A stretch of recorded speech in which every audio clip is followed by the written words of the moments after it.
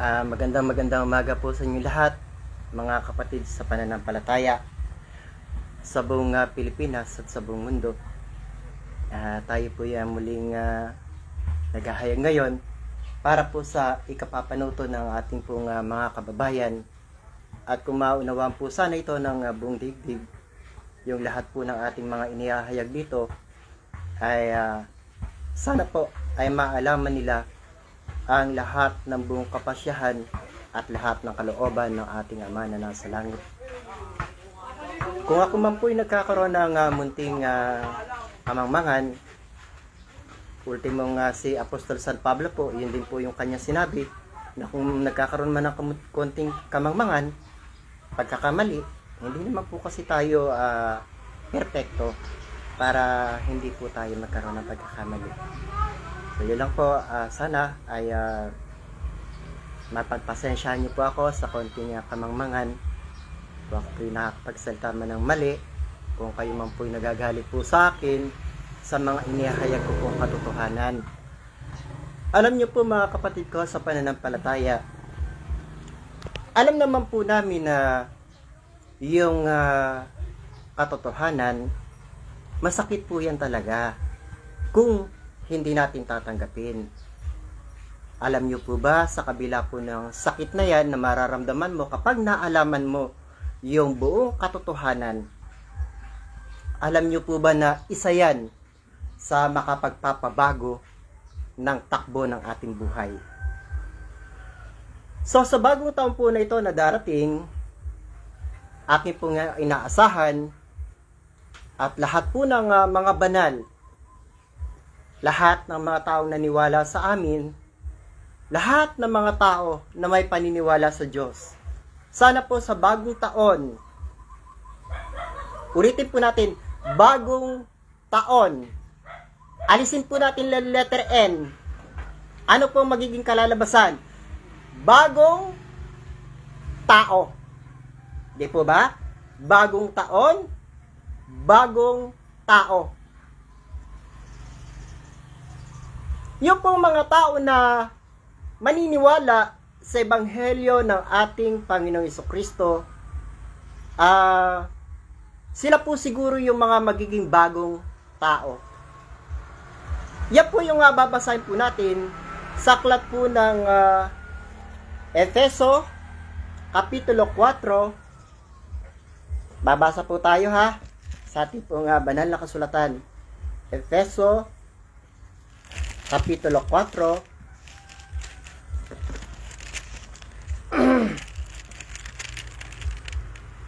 Ito nga ang sinasabi ko at sinasaksihan sa Panginoon. Sa talata pong 17, diretso po pababa po ito.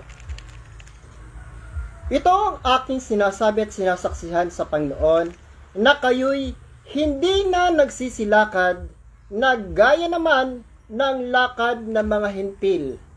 Bakit po?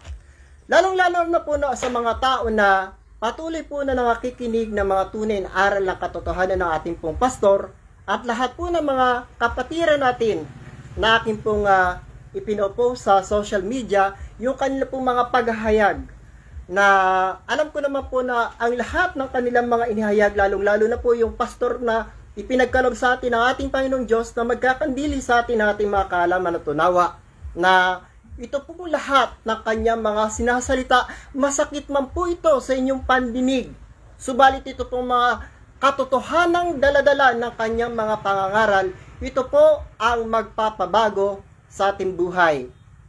Tuloy po natin. Ito ang sinasaksihan ko, ito ang sinasabi ko at sinasaksihan sa Panginoon, na kayo'y hindi nagsisilakad pa na gaya naman ng lakad ng mga hintil sa pagpapalalo sa kanilang pag-iisip na sa kabili. Kaya nga po yung mga naunang mga nangangaral, alam niyo po ba yung sinasabi nila na pasok kayo dito sa amin, ligtas kayo, para po silang nagpapalalo na ipinagmamapuri nila yung kanilang mga pananampalataya, na ipinagpapalagay nila sa kanilang mga sarili na sila na yung tunay na iglesia ni Kristo. Papasok na naman po tayo pasintabi po sa lahat po ng mga taong masasaktan dahil ito pong katotohanan na ito ay marapat na po ninyong kailangang malaman dahil hindi po nila ito sasabihin sa inyo.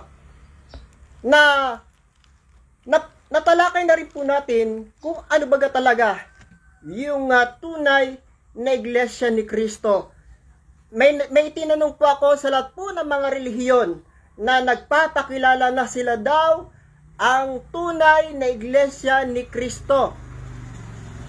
Sa lahat po ng mga mananampalataya, uulitin ko lang po, yung tunay na iglesia po ni Kristo ay mababasa po natin yan sa unang Korinto, Kapitulo 12, talatang 27 hanggang 28. Isa man sa mga sangkap ng tunay na iglesia ni Kristo na mababasa nyo po dyan. Kapag may kulang o kakulangan ang inyong iglesia, makinig ang may pandinig, lalong-lalo na po sa lahat po ng mga mangangaral ng banal na kasulatan at mga taong nagpapakilala sila ang tunay na iglesia ni Kristo. Kailangan nyo po itong intindihing mabuti at kailangan na rin po itong maalaman ng buong sanlibutan, ng buong Pilipinas at ng buong mundo, lahat ng mga taong mananampalataya ng ating pong Panginoon Jesucristo, na kailangan nyo po itong maalaman ang kanyang tunay na iglesia at ang kanyang tunay na pananampalataya. Ano po ang gusto nating unahin? Kasi po, kailangan nating maging bagong tao, di po ba? Itong bagong taon, kailangan nating maging bagong tao na ang ating kikilalaning hari ay walang iba kundi ang ating Panginoong Hesukristo.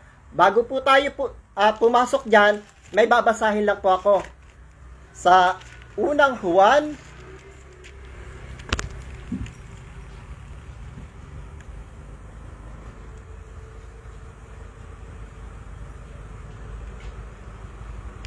ang sabi po kasi dito sa unang Juan Kapitulo 4, kapag daw po hindi dala ang aral ng ating Panginoong Jesucristo, at ayon din po sa sinulat ng ating pong kagalang-galang na Apostol San Pablo, kapag hindi dala ang aral ni Kristo, itakwil nyo na raw po. Dahil sila daw po yung mga taong anti-Kristo. Kaya po kapag may nakikilala kayo mga pananampalataya na itinatakwil ang ating Panginoon Jesucristo, ngayon po alam nyo na ang katotohanan na sila pala ang mga taong anti-Kristo. Napakaliwanag po. Tandaan po natin palagi na ang ating Panginoon Jesucristo ay nag-iisang bugtong na anak ng Diyos na siyang kinalulugdan ng ating pong dakilang Ama. Ang sinumang maniniwala sa Kanya ay pagkakalooban niya ng karapatan na maging mga anak ng Diyos. Maliwanag po yan. Nga ang sinumang sumampalataya sa ating Panginoon Jesucristo ay hindi hinahatulan. At yung mga taong hindi sumampalataya sa ating Panginoon Jesucristo, mga taong hindi sumampalataya sa Kanya, lahat sila ay nararamdaman na nila yung hatol ng ating Panginoon Jesucristo sa ating kapanahunan ngayon. At kung sino man yung mga tao at mga bansa na nakakaranas ng walang katapusang dilubyo ngayon at patuloy na pinararanas ng dakilang Ama at ng Panginoon yung galit ng Diyos, malalaman nyo na po na sila pala yung mga taong itinakwil ang aral, ebanghelyo ng ating Panginoon Jesucristo, na itinakwil ang ating Panginoon. Ayaw nila ng makinig ng mga aral at ebanghelyo ng ating Panginoon Jesucristo. At hindi kundi kilala sa Diyos. Ito po, pasintabi lang po ito sa lahat po ng mga tao ha. May babanggitin lang po ako, medyo malaswa po ito, pero ito po yung katotohanan. Napanood ko lang po ito kahapon. Na may mga bansa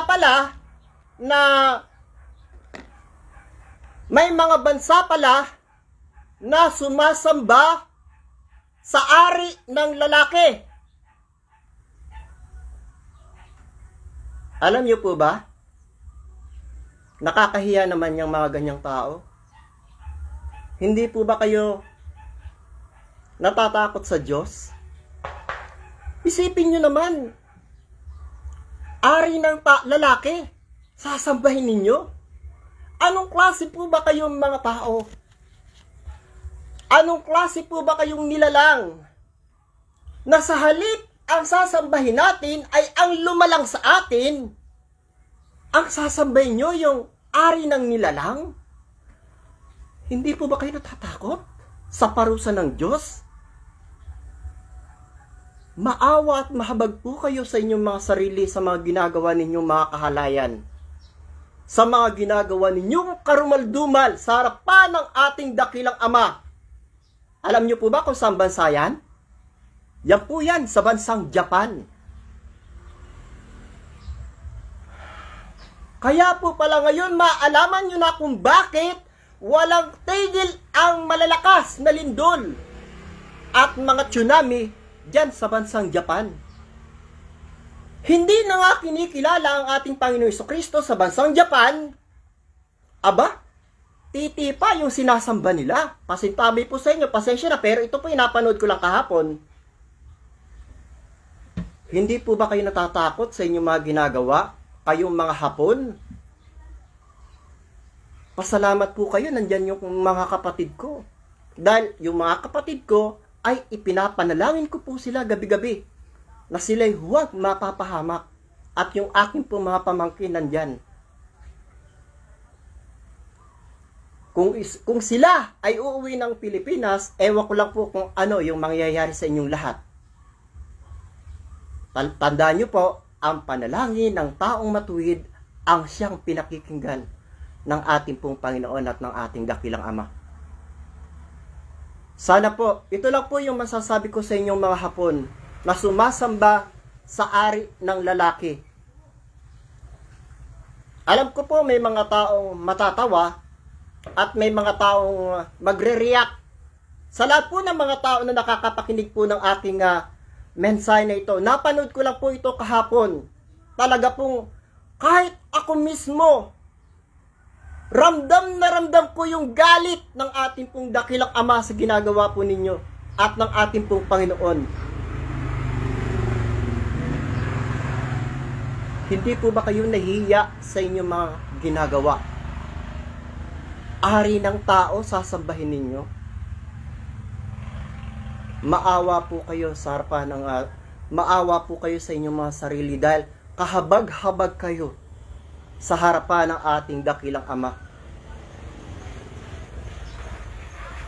Sana po ay mapag-unawa ninyo na dinadalaw na ng ating dakilang Ama yung mga taong lumalapastangan sa Kanya. Alam niyo po yung ginagawa niyong yan na pagsamba sa ari ng lalaki, paglapastangan po yan sa harapan ng ating dakilang Ama.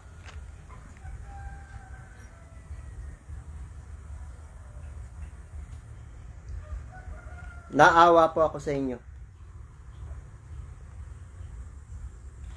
Kaya po ito nga ating pong ginagawa, kaya po tayo patuloy at patuloy na naghahayag ng mga katotohanan. Ito po yung aming nais at layunin sa inyong lahat, na ang bawat tao dito sa Pilipinas at sa buong daigdig ay magkaroon po ng kaligtasan. At dito naman po sa mga kapatiran po nating Muslim,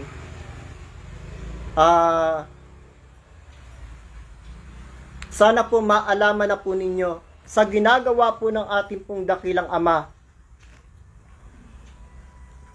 diyan sa batong itim na inyo pong sinasamba, niyayakap, hinahalikan, niluluhuran at niyuyukuran.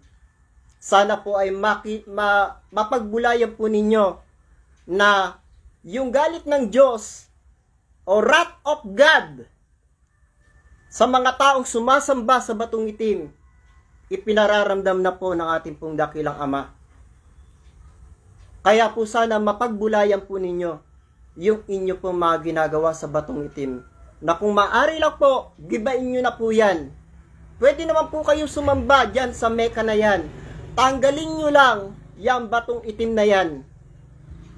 Baka dinggin pa po ng ating dakilang Ama yung inyong mga panalangin. Yan lang po yung pwede rin po ninyong gawin para po sa ating pagbabago, sa ating bagong taon, bagong tao, na ang atin lang pong kikilalanin, dadakilain, pupurihin, sasambahin, noon, ngayon, at magpakailanman. Walang iba kundi ang ating dakilang Ama at ang ating Panginoon Jesucristo na siyang kanyang bugtong na anak na isinugo ng Diyos sa buong sanlibutan upang tubusin ang lahat ng kasalanan na buong sangkatauhan.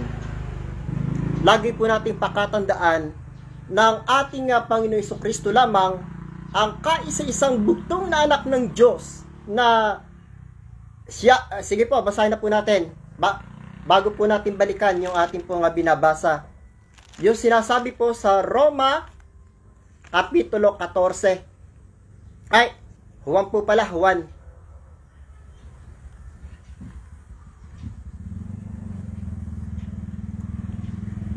Huwag magulumihanan ng inyong puso. Magsisampalataya kayo sa Diyos. Magsisampalataya naman kayo sa akin. Bakit po kailangan natin sampalatayanan ng Diyos? At bakit po natin kailangan sampalatayanan ang ating Panginoon Jesucristo? Ito po ang sagot. Sa talatang 6 po.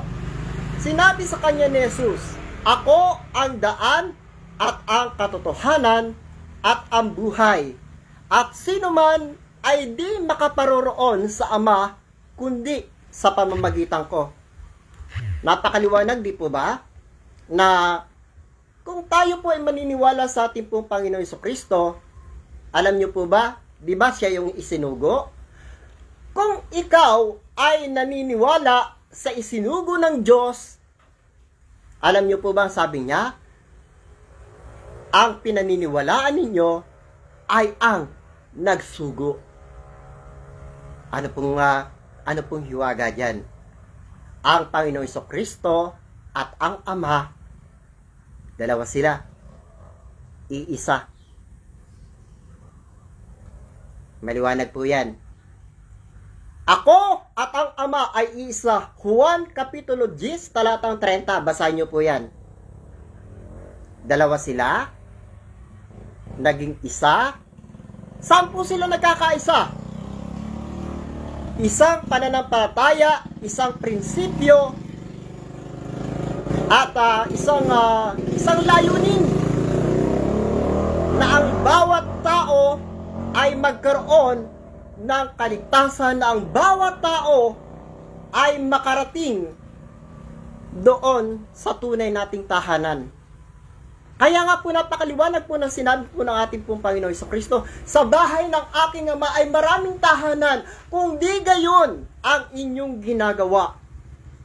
Ano po ba yung sinabi niya? Kung di gayon ang inyong ginagawa, na sana lahat ng mga tao ay makakarating doon sa kaharian ng Diyos.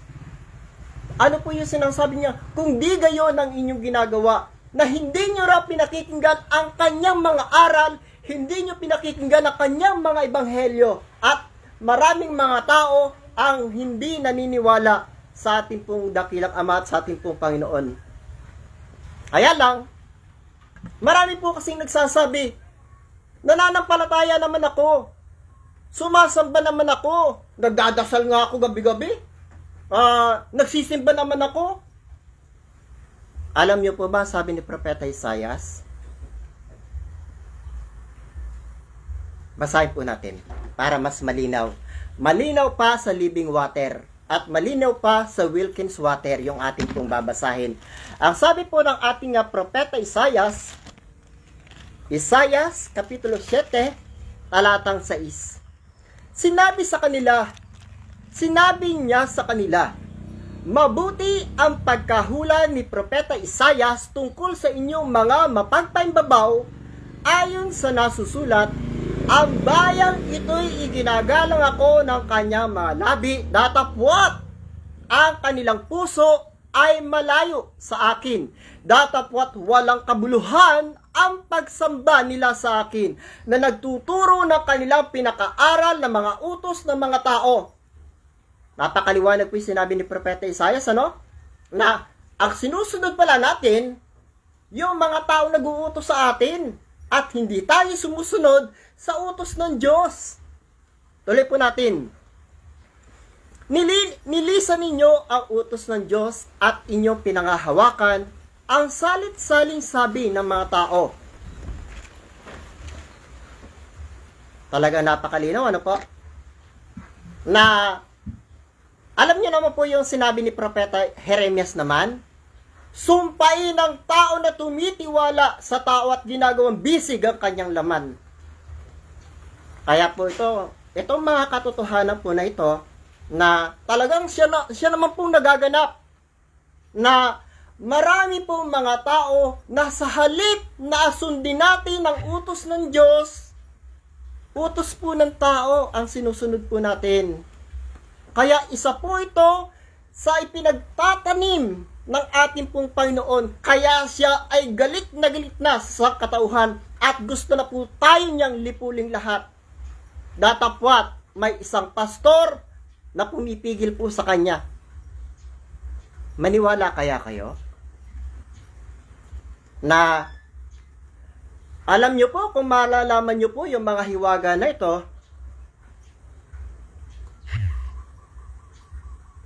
alam ko rin po na hindi rin po kayo maniniwala kahit sabihin ko po sa inyo ng buong katotohanan at pawang mga katotohanan lamang na matagal na pong inililigtas ng pastor ang bansang Pilipinas. Kung inyo pong nababalitaan na napakarami na pong mga malalakas na dilubyo ang nais gunawin, ilubog ang bansang Pilipinas. Alam nyo po ba kung sino sinasabing isang anghel na umaakyat sa sinisikatan ng araw na siyang pumipigil sa ating pong dakilang Ama para gunawin ang bansang Pilipinas? Paano na lamang kung iwanan tayo ng pastor na siyang anghel na umaakyat sa sinisikatan ng araw na pumipigil upang gunawin ang bansang Pilipinas? May magagawa kaya kayo?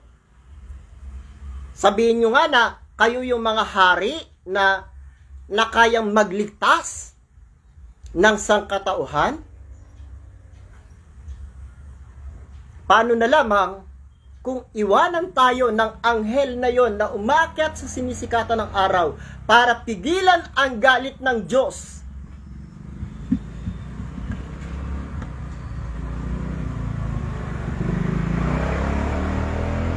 Alam nyo po ba kasi kung ano yung hiwaga na nakapaloob dito? Noong panahon ng Panginoon Jesucristo, siya ang kaisa-isang tao na kinalugdan ng ating dakilang Ama. Sa ating kapanahunan ngayon, swerte nga natin, nasa bansang Pilipinas siya. Hindi po ba kayo dapat magdiwang yan? Yung taong pumipigil sa galit ng ating dakilang Ama, nandito sa bansang Pilipinas, yung taong kanyang ginagamit. Kaya lang, ayaw niyong kilalanin. Kilala niyo ba yon? Yung espiritu ng katotohanan na idinilangin ng ating Panginoon Jesucristo. Alam niyo yung sabi ng ating Panginoon Jesucristo? Etong sinabi niya, Juan Kapitulo 14, talatang 16. Basahin po ulit natin ito ha. Marami po tayong mensahe na kailangan niyo po itong maalaman. Ang sabi po dito, Juan Kapitulo 14, talatang 16. At ako'y dadalangin sa Ama, at kayo'y bibigyan niya ng ibang mang-aaliw. Dahil nung kapanahon na po ng Panginoon Jesucristo, ang mga aliw nung kapanahonan niya ay siya, yung ating pong Panginoon. At sa ating pong kapanahonan ngayon, walang iba kundi ang ating pong pastor ng espiritu ng katotohanan na hindi matatanggap ng sanlibutan. Tuloy natin. At kayo bibigyan niya ng ibang mga aliw upang sumainyo magpakailanman sa makatwid bagayang espiritu na katotohanan na hindi matatanggap ng sanlibutan, sapagkat hindi nito siya nakikita, ni nakikilala man siya. Siya'y nakikilala ninyo sapagkat siya'y tumataan sa inyo at sa inyo. Napakalinaw ano po? Halos araw-araw na po kami naghahayag, at alam niyo po ba na ipinahayag na po niya na siya yung ginagamit ng ating pong dakilang Ama sa ating pong kapanahunan ngayon, na siyang pumipigil sa ating pong dakilang Ama upang gunawin ang ating pong bansang Pilipinas. Opo, excuse me lang po. Bakit po? Andiyan po si Lolo? Pasok po kayo doon. Hindi ko may bibigyan lang po. Sige po, pasok po kayo doon sa kanya. Ay, may bisita ka. Sige pa, ako bahala. Hindi kaya na yan. No? So, ito na po. So, bagay, nakalagay naman po talaga na hindi nyo po siya kikilalanin bilang siya ang tinatawag na unang sugo ng mga banal na espiritu. Kapag may mga bumababang mga banal na espiritu, yun po yung tawag sa kanya ng mga banal na espiritu na bumababa po dito sa karya ng langit. Dali mo po yung ID na papasirox mo po iyon. Na kailangan nyo na po itong malaman na dapat po talaga na makilala na po at mahayag. Hindi po para sambahin ang tunay na sugo. Ipinakilala lamang po namin sila sa inyo sa ating pong kapanahunan ngayon para maalaman na po ng tunay ng lahat ng mga tao kung sino baga ang tunay na sugo ng Diyos sa ating kapanahunan ngayon. Para wala na pong tao pa na maloloko pa dahil sa dami ng taong naloloko ngayon. Yung mga nagpakilala, mga sugo, mayayaman na po sila eh. Ay yung tunay na sugo, mahirap pa sa daga. Kagaya ng Panginoon Jesucristo na hindi nagpayaman kailanman. Isipin nyo po, 49 years, nangangaral, naglilingkod sa sambayanan at nanggagamot. 100,000 of people na po yata yung kanyang ginamot. Isa na po ako doon sa kanyang tinulungan. At narito po ako ngayon sa inyong dakilang harapan at ako po ay nagpapakahayag sa inyo na nagsasabi ng buong katotohanan. At hindi lang po yun. Pagkatapos po na gamutin niya ako sa aking naging karamdaman, tinulungan po niya akong makabangon muli at makapagbagong tao na siya pong nais ng ating pong Panginoon, ng ating pong pastor, at nais ng ating dakilang Ama na tayong lahat sa bagong taon, tayong lahat ay maging bagong tao. Naintindihan nyo? Bagong tao? Ano po kaya ibig sabihin ng bagong tao? Yung bang mga tao na, alam nyo po ba yung sinasabing, ang aking New Year's resolution, ang aking New Year's resolution sa bagong taon, hindi na ako magnanakaw. Di po ba ganon yung ating mga New Year's revolution? New Year's resolution. Hindi po ba maraming mga taong ganyan? Pagdating ng bagong taon, ang aking New Year's resolution, hindi ko na nanakawin ang pag-aari ng aking kapitbahay. Hindi ko na kukunin yung asawa ng aking kapitbahay. At yung halimbawa ako'y namumuno sa isang gobyerno, hindi na ako magnanakaw. Iya po, di po ba yung mga New Year's resolution? At halimbawa ako presidente ng Pilipinas, ang New Year's resolution ko ay aking paglilingkuran ang sambayanang Pilipino ng buong puso, buong kaluluwa, na hindi ako mag-iimbot ng anuman at paglilingkuran ko ang aking mga kababayan ng buong puso at ng buong katapatan. Paglilingkuran ko silang lahat hanggang sa kahuli-hulang hangganan ng aking lupa. Ganyan po sana yung mga New Year's resolution ng mga taong sumumpa sa kanilang mga tungkulin na maglilingkod sa sambayanan. Kayo po kaya, tanungin ko, ano po ba yung mga New Year's resolution nyo po? Sige nga po, i-comment nyo po kung ano yung... gusto ko lang po malaman kung ano po yung mga New Year's resolution ninyo. Hindi po ba yung mga taong yan po kasi yung mga taong nananata na itong taon na to, magbabago na ako. Itong taon na to, lahat ng mga masasamang ginagawa ko noong 2023, itatapon ko na yun. Kaya nga po tayo nagpapaputok, di ba? Pinapuputok natin yung mga masasama nating pinapuputok natin yung mga masasama nating ugali noong nakaraang 2023. Pasasabugin natin lahat yan, yung mga masasama nating nagawa. Kaya po tayo ngayon ay lilipat sa bagong taon.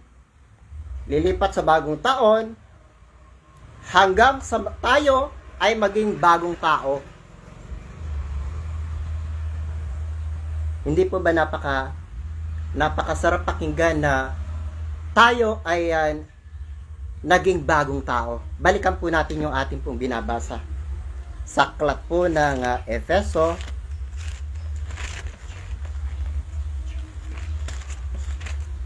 yung binabasa po natin kanina. Ito ang sinasabi ko at sinasaksihan sa Panginoon, na kayo'y hindi na nagsisilakad pa na gaya naman ng lakad ng mga hintil sa pagpapalalo sa kanilang pag-iisip, na sa kadiliman ng kanilang pag-iisip ay nangahiwalay sa buhay ng Diyos dahil sa kahangalang nasa kanila, dahil sa pagmamatigas ng kanilang puso, na sila sa di pagkaalam, pagkaramdam ng kahihiyan ay napahikayat sa kalibugan upang kalakalin ang lahat ng karumihan ng buong kasakiman. Alam niyo po yung sabi ng Panginoon, ang sabi po ni kagalang-galang na Apostol San Pablo, sabi po niya, ngunit kayo'y hindi nangatuto ng ganito kay Kristo. Ito rin po ang tanong ko sa inyo, may itinuro po ba ang ating Panginoon Jesucristo na kasamaan sa sangkatauhan? May mga aral po ba at ebanghelyo ang ating Panginoon Jesucristo na sa ikasasama ng sangkatauhan? Kaya lang po, ito po yung aking pong nakita, sa halip na ang aral ng Panginoon Jesucristo ang maghari sa buong sanlibutan, ay mga aral at turo pa po ng ibang propeta ang inyo pong pinangahawakan ng salit-saling sabi, na siyang ikinagagalit po ng ating dakilang Ama. Dediretsahin ko na po pasensya na, pasintabi po sa inyong lahat, na yung Quran na inyo pong binabasa na gawa ni Propeta Muhammad, ito po yung katotohanan na dapat nyo pong malaman, na ayon po sa pastor, si Propeta Muhammad, si Propeta Buddha, at yung mga namatay na Papa ng Roma, wala po sila sa kalangitan. Dapat pa po ba nating basahin yung Quran na yan? Na kung puro kasama naman po, yung nagiging bunga sa sanlibutan. Tingnan nyo po kung hindi nyo po napapagbulayan. Lahat ng mga bansa at mga tao na dinidilubyo ngayon, lahat ay mga bansa na ang kinikilalang paniniwala ay mga bansang Islam o yung mga Muslim. Lumindol na naman daw, parting Mindanao ba yun? Saglit lang po, may tumatawag lang po ha. Sige po, saglit lang po.